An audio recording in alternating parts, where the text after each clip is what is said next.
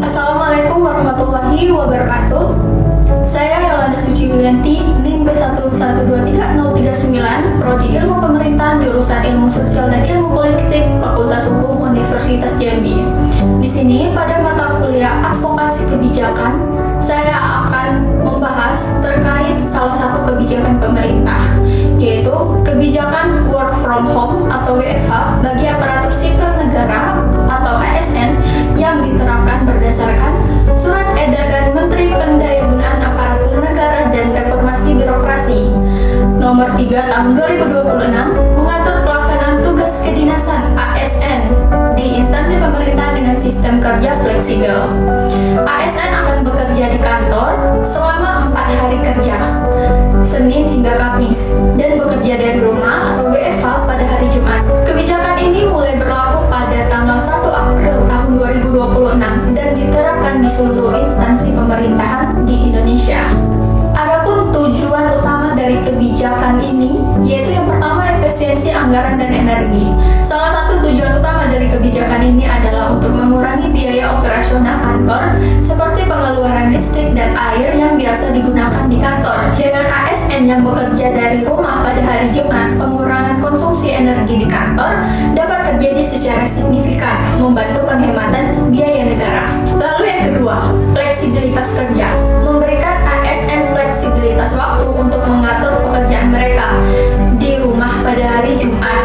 Kebijakan ini memungkinkan ASN untuk mengatur keseimbangan kerja dan kehidupan pribadi dengan lebih baik, terutama bagi mereka yang memiliki tanggung jawab keluarga.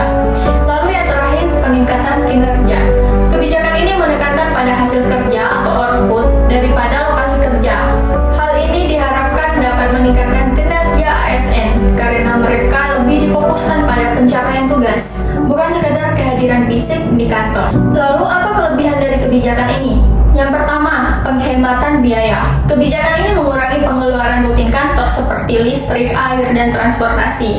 Hal ini juga mendukung kebijakan pengurangan jejak karbon karena ASN yang bekerja dari rumah mengurangi penggunaan kendaraan pribadi dan polusi udara. Lalu yang kedua, keseimbangan kehidupan kerja dan kehidupan pribadi. ASN yang bekerja di rumah pada hari Jumat dapat lebih banyak menghabiskan waktu dengan keluarga yang akan meningkatkan kesejahteraan mental dan fisik mereka. Lalu, peningkatan produktivitas. Dengan menghindari perjalanan jauh ke kantor pada hari Jumat, ASN dapat lebih fokus pada pekerjaan mereka. Lingkungan rumah yang lebih tenang dan tanpa gangguan perjalanan dapat meningkatkan produktivitas, terutama bagi ASN yang memiliki tugas dan membutuhkan konsentrasi. Namun, meskipun terdapat kelebihan pada kebijakan ini, juga terdapat dampak negatif dari kebijakan ini. Yang pertama itu seperti keterbatasan kolaborasi dan komunikasi langsung.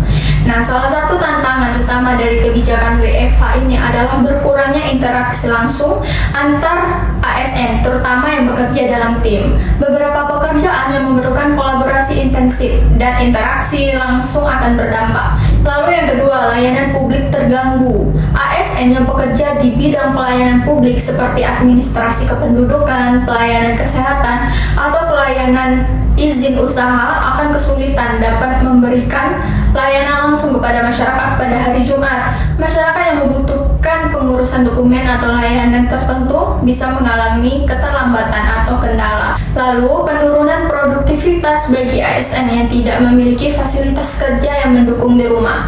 Nah, ini beberapa ASN mungkin tidak memiliki lingkungan kerja yang kondusif di rumah, seperti koneksi internet yang stabil atau ruang kerja yang tenang. Hal ini bisa mengganggu kualitas pekerjaan mereka dan menyebabkan penurunan produktivitas kerja.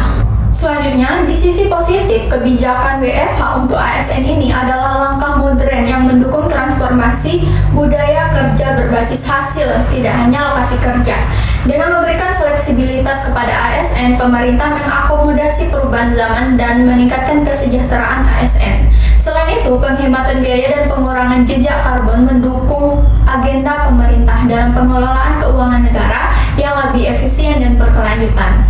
Namun di sisi negatif, kebijakan ini menghadirkan tantangan dalam kolaborasi tim dan layanan publik. ASN yang berhubungan langsung dengan masyarakat membutuhkan kehadiran fisik di kantor untuk memberikan pelayanan secara langsung. Jika tidak dikelola dengan baik, kebijakan ini dapat mengurangi kualitas layanan publik yang sangat dibutuhkan oleh masyarakat.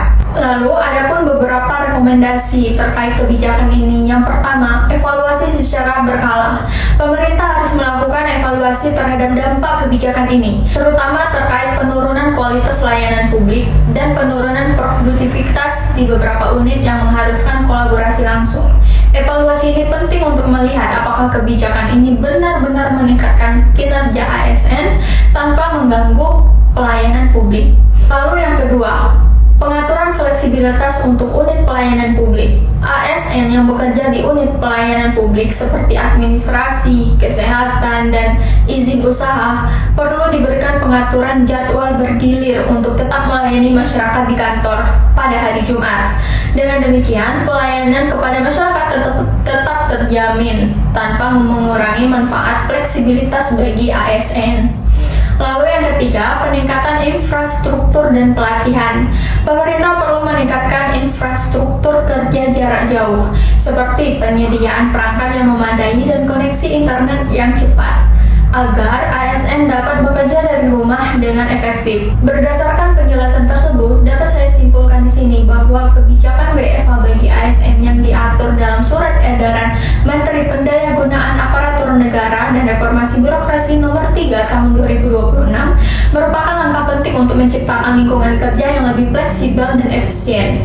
Namun, untuk keberhasilan kebijakan ini, pemerintah perlu memperhatikan dampak terhadap layanan publik dan penurunan produktivitas yang mungkin terjadi pada beberapa sektor.